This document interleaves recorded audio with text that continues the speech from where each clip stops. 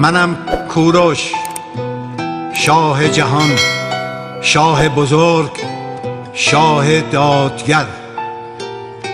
اعلام میکنم تا روزی که زنده هستم دین، آیین و رسوم ملت‌هایی را که من پادشاه آنها هستم محترم خواهم شمرد.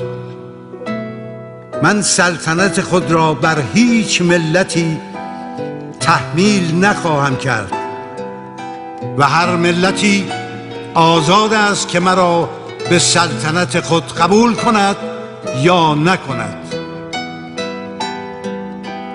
و هرگاه نخواهد مرا پادشاه خود بداند، من برای فرمان روایی بر آن ملت